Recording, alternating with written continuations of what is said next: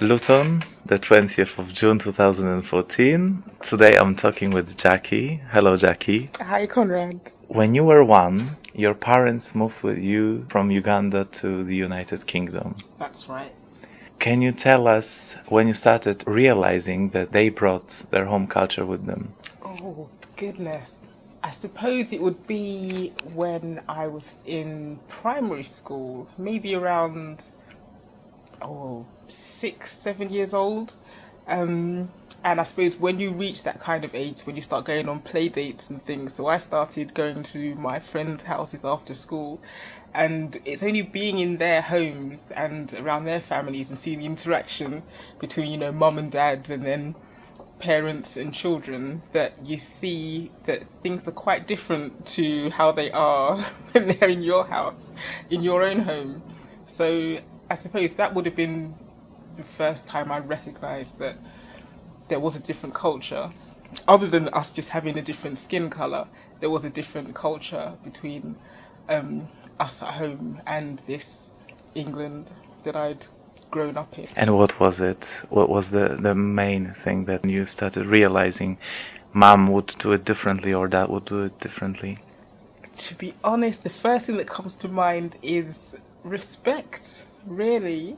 I was so shocked at how some of my friends would speak to their parents. It was, the way that they would speak to their parents, just shout at them, tell them no, and I would think, goodness, I would never say that to my mum, or I'd never say that to my dad. And then even with their siblings, perhaps they had a younger brother or sister who wanted to come and play with us because, I was the visitor and I was round there and we were playing. And they would just speak harshly to them, tell them, oh, go away, leave us alone or something like that. And I think, goodness, my brother, I know I annoy I've got 3 older brothers. I know I annoyed them when their friends came round and I just wanted to do whatever it was they were doing. But they never would have spoken to me like that. And if they had, I would have run and told mum. Mum would have given them a good telling off whether their friends were there or not. But it just seemed to be acceptable within my friends' houses. And nobody raised an eyebrow to it, really. That was a surprise to me. And did you come back home and speak to your mom saying, oh, mom, I've just experienced my friends talking to their parents like that, and it made me really appreciate the way that I've been brought up? Perhaps I made that statement maybe about 15 or 20 years later. At the time, it was probably more like, oh, they get to have so much more fun than I did, than I do. I probably didn't recognise it while I was that age. Well, recognised it but didn't appreciate it, I suppose, until I was a lot older. But I do remember my mum saying things to me like, maybe if that's how they behave out there, that's not how we do things in this house, or that's not how you've been raised, or that's not how we do it here. So there was always that clear distinction that as much as, these could be really close friends of mine, could have known each other for years since nursery, I wasn't to forget who I was, where I was from. That's something that was always instilled in me for as long as I can remember. And did you ever come back with your parents to Uganda? Yes, first time I went back, I was 16 years old. It was myself, my dad, and my eldest brother Brian. We all went for the first time. And it's funny, I was reading Roots at the same time as making this journey back home, which was quite bizarre that the two things happened at the same time. But although I knew I was born there, had no memories of the place because, as you know, I was only a year old when I left. But when I got there, it felt like home. I remember that sensation of them stepping out of the plane and that heat, just physically, like walking into a wall of heat was what it was like. And then just stepping down the stairway for the plane and then onto the ground. And it felt overwhelming. I was so emotional, and I hadn't prepared myself for it, I suppose. But it felt like coming home. It felt like this is where I was supposed to be. And do you like coming back there? Loved it. I went back again when I was about 22, I think. Another 3-week holiday. All of my brothers came this time with my dad. And again, it's just a different, it's such a completely different lifestyle, environment, everything, right down to the weather, the food, to life over here in England, which is the norm for me. Yeah, incredible experience, and it does just feel like home, really. I remember some time ago when we were talking about Uganda, you mentioned to me the trip you had, and I wanted to talk to you about traveling in Uganda because you were traveling on a bus. Can you tell me Yes. something more about that? How it That took was a place? trip from the capital city, Kampala, over to the rural district, where the village is, where we were all born, and where my father's people, or my grandfather, he's passed away now, but he was within this village at the time. And it's you can either take a flight in a small plane, which is about 2 hours, I think, just under 2 hours, or you could take a coach through the national park, which is an 8 hour journey. And my dad's been there countless times, and he booked himself. He booked one plane ticket for himself to go by plane, and said that me and my eldest brother. This was on the first trip to Uganda. He said me and my brother should go by coach for the experience. He says we can catch the plane back, but he wanted us to experience going on the coach. So we were like, okay, it can't be so bad. It was bad. It was a living nightmare. It was just, air conditioning is something that is a foreign concept to public transport in Uganda. And the roads were really, really bad at the time. Giant potholes that this, 60-seater coach with no suspension is trying to avoid. And people squeezed up, like 4 or 5 people squeezed into 2 seats. Chickens in wire cages. It was a nightmare. It was no chance of sleeping. I remember going over one pothole that was so big. When we dropped down into it, I actually lifted off the seat of my chair. No seatbelts, by the way. No seatbelts on these coaches. I lifted off my chair fully and then just landed back down again on the hard seat. No opportunity to sleep. So 8 hours later, that truly was an experience, and I will never, ever, ever do it again. And how was the flight of your father? I was fine. It was fine. He just, small plane, so a little bit of turbulence. But he met us in the village, and as we came off the coach, he could just read our expressions. He knew what we'd been through, and he was just trying to hide his laughter. He said we didn't have to take the coach back again, but he's glad that we endured, and we did. It made me think about the concept of time in culture. For instance, if you think about going from London to Manchester, it's the same distance as from Kampala to Gulu. Yes. Pretty much the same distance. Would you think in Ugandan terms, would you think that it's further from Kampala to Gulu than from London to Manchester, even though physically it's about the same amount of miles? Physically, it is almost the same distance, isn't it? I suppose. Like if it comes to preparation, would you prepare further in advance, earlier in advance for that trip in Uganda than you would in the UK? That's an interesting one. I don't imagine. I suppose in the UK, you just get on the internet, you use your live map to find your directions. You plug it into your sat nav, you check the traffic conditions, you just get in your car and you drive. So really, there's not much preparation needed beforehand. But I suppose in Uganda, you would need to firstly fully understand where it is you're going to. It will find the relevant maps because you can't trust. There's Wi-Fi and internet access there, but nothing is consistent. It can cut out you at any point in time, so there's no point depending on the sat-nav system. In terms of preparing yourself, it's been more than 10 years since I was in Uganda, and my dad, as you know, still makes his frequent trips 2-3 times a year. He's over there, and he's told me that the Chinese especially have really started to build up the country. and the infrastructure and the roads in particular. So he says now, whereas before that experience we had on the coach with the potholes and everything, he said the roads have been tarmacked fully now, so it's a much smoother and safer journey. So I suppose if you know where you're going, you just check the condition of your vehicle and you would just go. But being that I'm more familiar with England and England's roads and, you know, the directions and everything, I would take the time to prepare better for if I was making an equivalent journey back in Uganda. And before you board the bus or the plane, would people queue up in Uganda? Yes, you would use the term queue very loosely. Gather around, I suppose.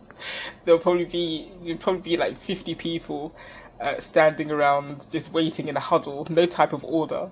And maybe only a third of them would actually be getting onto the transport. The rest would just be friends or family just there to wave them off or to ask them to bring them something back or to take something to a relative or somewhere at your final destination. Yeah, there's not a great deal of... There's not that order. There's that British concept of queuing and waiting patiently. No, there's no concept of that over there. And how about marked seats? Would you book your seat in advance on a coach or a plane? Quite possibly, yes. Now, more than likely, I think you would. Back when I last travelled, which, like I say, is 10 years ago, no, there was no queuing, there was no seat allocation. That's why you just tried to get in there early so that you didn't end up with a seat above the wheels, which would be the most uncomfortable journey. And were the coaches and planes punctual? No, they weren't. They ran to their own timetable, and, you know, coach driver would just stop and have a chat or say that he needs to go buy something to eat or something, and would literally just stop the coach, jump off, go and do something for 20 minutes, come back again, and then our journey would continue. And if you didn't get back on the coach before the driver did, just too bad. You were left where you were left. Is there a culture of giving the seat to someone senior or a child?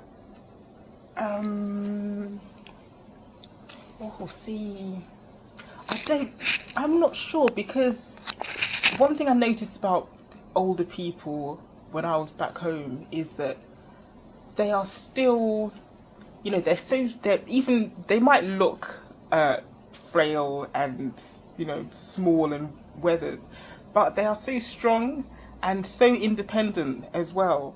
So, you know, chances are, if somebody my age offered my seat to an elder person, unless they looked physically unwell or disabled or something, they would more likely be offended by you offering them your seat. Yeah, they're very, very strong and independent. I remember seeing my auntie, who's she must have been in her late 60s at the time. When we'd arrived in the village, she'd only just come back from tilling the soil on the farm, and I'd be like, "Auntie, I thought you had workers here that would do it for you." She's like, "Oh yes, they do it, but I have to show them how to do it properly to make sure it's done." She's, just full of energy. They wake up at 6 o'clock in the morning, work for the full day, cooking and going to market, going to the town for the whole day, come back, eat their evening meal late, go to bed about 10, 11 o'clock. And, these are grandparents, and yet still so strong, so full of life, and so independent.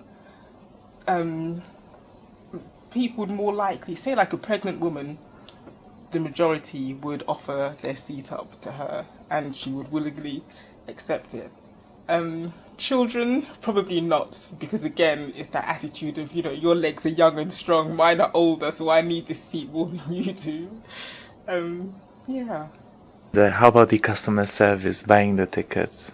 Let's say you are at the train station. Would you give any piece of advice to someone who would be traveling in Uganda?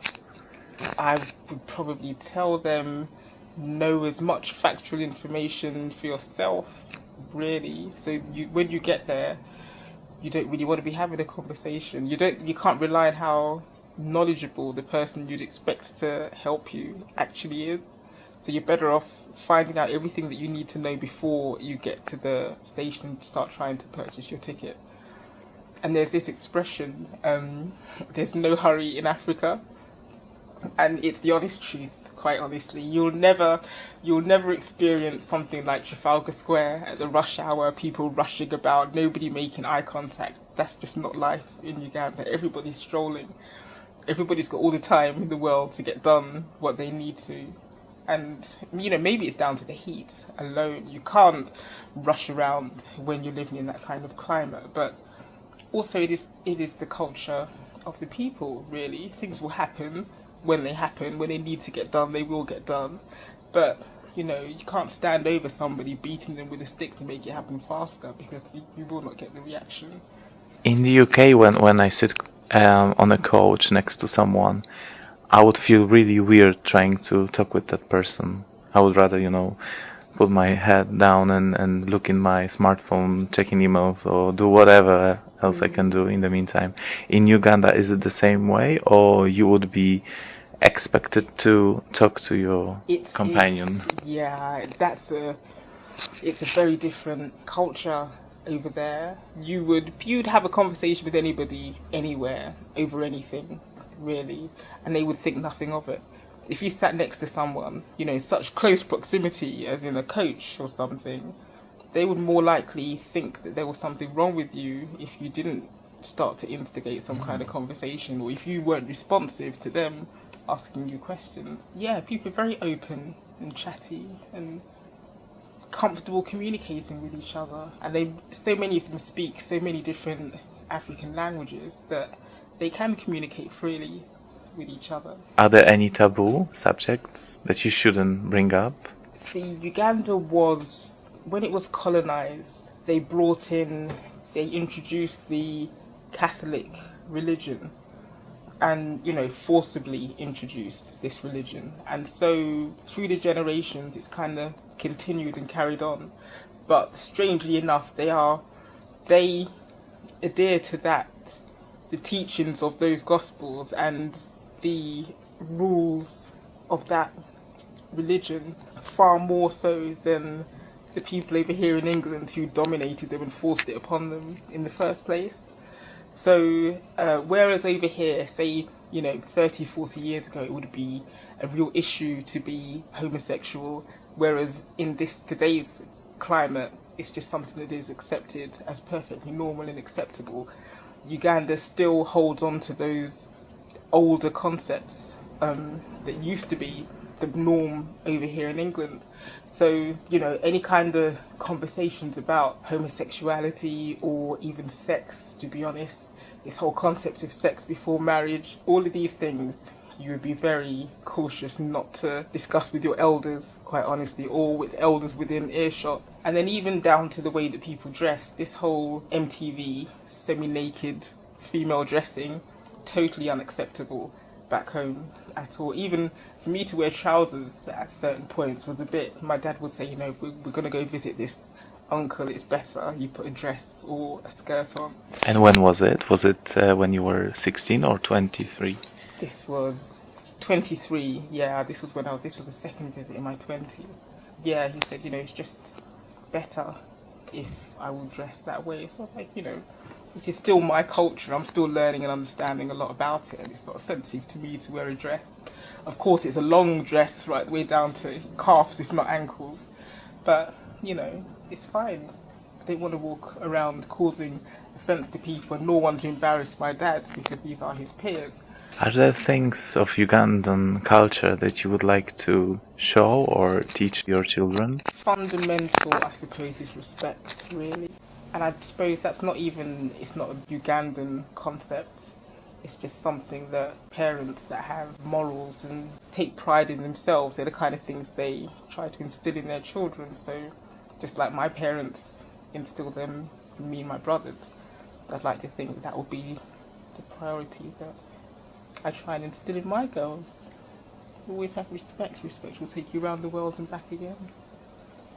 Thank you very much for the interview. Thank you, Conrad. It's been great.